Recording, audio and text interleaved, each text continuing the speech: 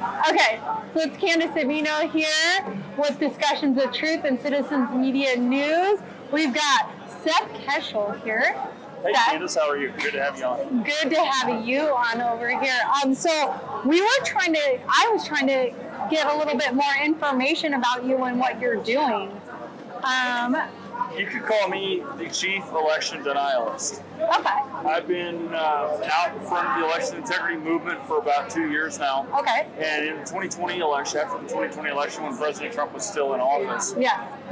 I contributed statistical affidavits and evidence of election manipulation in your state, Arizona, and other states. Okay, so that's right. In the initial lawsuits when President Trump was still in office. And of course, those suits were thrown out for procedural standing. And nobody got a fair shake. And then when the election integrity movement came about in 2021, it was front and center because of the Maricopa County audit. Mm-hmm. My easy to digest facts, figures, statistics, graphics, charts, tables became something that was easily passed, like you mentioned before the interview, information travels and passes so freely to various election integrity groups and activists. Yeah. And they were instrumental in shaping the picture for the national election integrity movement. Yes.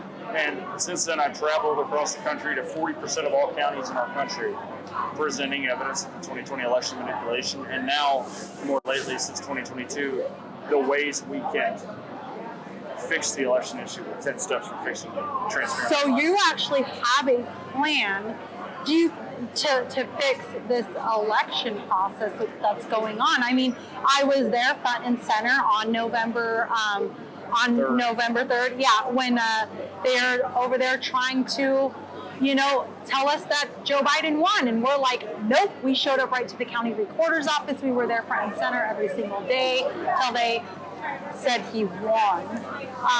So I completely get the need for trying to reform this thing. What is your process like for that? What are you suggesting? Well, it's been very slow rolling because the legislatures in these states are completely either complicit in the corruption of our elections or they have something to benefit from them not getting fixed. Arizona was one of the 6 states that I call the 6 contested states of 2020. Yeah. Arizona and Nevada out in the west. Yeah. Georgia down in the southeast, and then Pennsylvania, Michigan in the industrial Midwest, and Wisconsin in the upper Midwest. Right. All of those states had Republican leadership in some form except Nevada. Nevada, the only one with a Democrat, what they call a trifecta. Right. Governor, both chambers.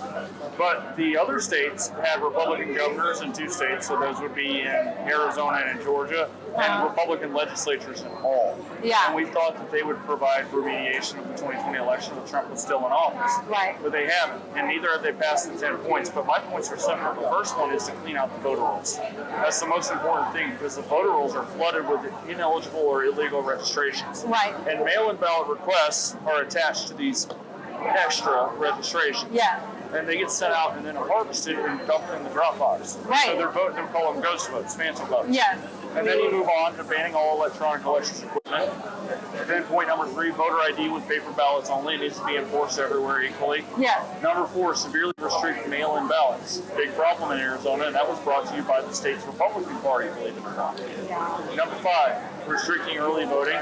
These 2- and 3-week windows for early voting create major issues in which the ballots are harvested. 6 is to bring down the size of precincts so we can move towards one day, one vote. 7 is to ban and severely penalize ballot harvesting. Number 8 is to make Election Day a holiday. 9 is to create new reporting requirements. So a great example for you would be Maricopa County should not be able to report votes for 7 and 10 days at a time. What happens is Maricopa County plus Pima County, they make up 7 out of every 9 votes cast in Arizona. Yeah. So the other 13 counties contribute 22+% of the vote. Right. And they get overwhelmed by all the cheating going on in Maricopa and Pima County. So we need to have reforms that force these larger urban counties to report their votes first. And then number 10 is to create heavy prison sentences for those who are committing election fraud. That sounds like a really good, simple way to bring and restore integrity to the voting system. I'm sure for a lot of people in Arizona who really thought that we were a conservative state, and I really feel in Arizona we are. We truly are. We've just kind of sat back and got comfortable with things and thought maybe it would work it out. But we showed up in 2020 and we were like, nope, you know, we demanded that something happen, but none of our legislators decided to pass that type of stuff. So would you be willing to say that maybe we ought to start thinking about other people to take their spots, because the people that are in right now have had all this time to come up with some type of election integrity and have yet to do so, when they know what happened. They know how we feel, we the voters feel about what happened, and they've done nothing in it. That's the best way to do it. The Arizona Freedom Caucus is a group of legislators, and they are one of the most highly regarded freedom caucuses of all the states. And Arizona has a number of good ones. They've got Justine Watsack in the state Senate, they have Rachel Jones in the state House. They're both from the Tucson area. Corey Mazar is also a House rep from the Freedom Caucus. They've got Alexander Colladine from the Phoenix area. They've got a number of folks that I've not even mentioned here.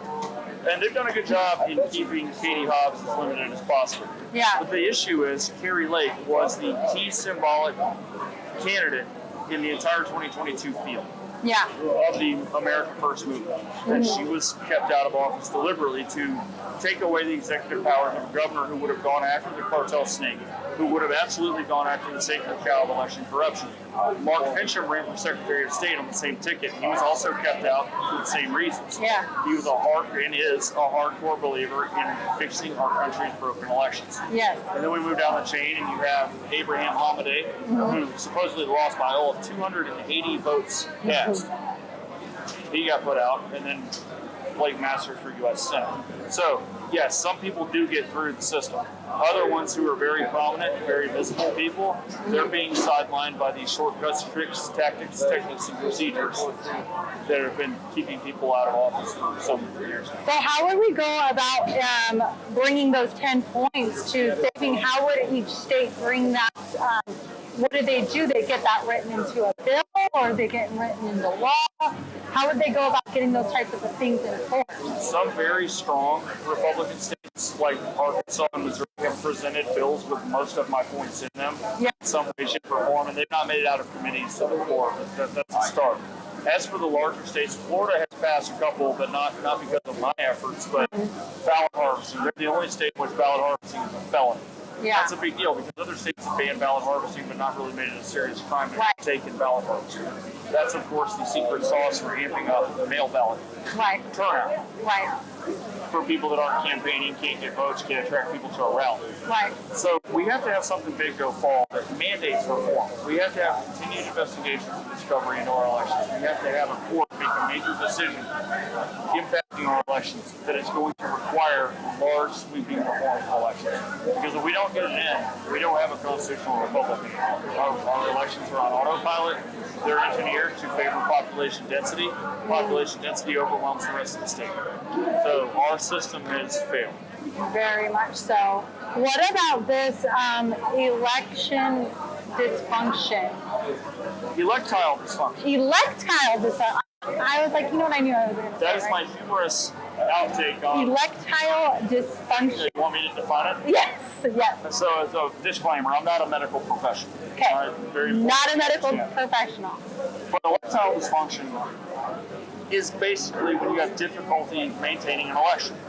Arizona. Or when your election lasts for longer than 4 days. Gosh. Arizona. Sudden side effects include a severe and noticeable loss of interest in voting. And then finally, in the worst cases, like in Maricopa County in Arizona, premature inauguration. So people eat that up, but it's actually very true. That's why the best jokes are made up of some degree of truth. Yeah, I have to say so. So what is your plan going forward right now? What's your next trip? What's your next stay? Where are you heading to next? My next speaking event is not until the 9th of September in Texas, which is a pretty big break for me. Normally, I'm on the move. I've normally got a couple of events every week that I'm speaking out all across the country. I've been to 40% of all counties in the country. Nice to be in to pop in. And in the last 2 years. So I'll be in Texas in September, also in Wisconsin, I'm going to be in Florida in October, going to be in California in December, and the schedule continues to fill out. Oh, wow. He's trying to get me out to Florida. Nice. I heard that. That would be good, though. That would be good. I guess the more exposure and the more people, continue to spread the word, people that we were called conspiracy theorists. Now it's just like conspiracy obvious, I have a really serious question. What is your thought on the 2024 election? Do you really think they're going to just let us win this time? Really? After stealing it already? Of course not. Now, if you look at the mugshot situation, that has been an epic backfire. I don't know any serious people that weren't already militantly against Trump who haven't seen this for the farce it is. And that is going to include millions of minority voters who are reliable Democrats who have suffered under a stupid justice system to some degree, not everyone, who are now seeing this for what it is. Trump is now proven right. I'll take these slings and arrows for you. And now here he is with his face on a mugshot. It's one of the greatest photos of all time. It may become one of the most iconic, if not the most iconic photo that we've ever had. So I don't think that in a legitimate 2024 race, Trump can even be remotely stopped. So what that means is, so to my mind, the way my brain works, the 2020 election is very obvious. Yeah. Why? Because a small state like Arizona had 900,000 new votes between the two major parties, when the average is about 250,000. And in the highest case ever, 500,000. Arizona doesn't grow votes that fast. Right. And now the other problem is the Census Bureau has Arizona reflecting the lowest population growth in a decade since the 1970s. So which one is it? Do you have that many people rushing into Arizona that you're going to get 900,000 new Republican and Democrat votes? Or is the population right and we should have much smaller amount of votes? And that's a national thing. I can see it. Others may not. But 5 out of 8 Americans do. The 2024 election and the way elections trend like a stock is going to have to be so backward and so obviously wrong that nobody's going to believe it. So I think that Trump is a landslide waiting to happen. But of course they're going to do everything they can to hold power. What do you think is next for the country if that happens, though? If the opposite, I don't like to be a pessimist, but do we just kind of hold our breath and then I don't know. I don't think I've asked this question to anybody, so it's probably not fair that I'm asking it to you, but I'm like, I need to ask this question. 2024 is probably the last meaningful election. If we win, then we're going to have to go about serious efforts to reform elections for the future. Yeah. And I don't want to entertain too many theories about if not. Yeah, they're going to try and take it. There's no way that any election... Why would they not, right? Why would they not try to steal it again? I'm not sure if they can. And there's a few questions I've got in my own mind. I'm not sure if they can get it, if Trump is big enough. Because even so, the 2020 election was closer than the 2016 election. 2016 was 78,000 votes in 3 states. Reverse the outcome. 2020 was about 42,000 in 3 states. So it was still narrow. It took that much just to barely win the electoral college. So if you displace tens of millions of Democrat votes because of all this nonsense with the Justice Department, they're kind of shooting themselves in the foot is a theory here. That's definitely it's definitely going to backfire on them. Well, that's good. I'm so glad that you decided to come on here and share with us. I'm sure a lot of people are cheering you on in this because it's something that we completely need. We need the analytics of what went wrong and how do we fix this, and your boots on the ground out there making sure everybody knows exactly how calculated their efforts were to do these things and how to stop it from happening. So we need more of that. We need more people like you continuing to analyze the facts of what went wrong. And I appreciate you for coming on here. Thank you, Candice. It's been a great being on the show. Thank you so much. Oh, let me see. All right, then they know we ended.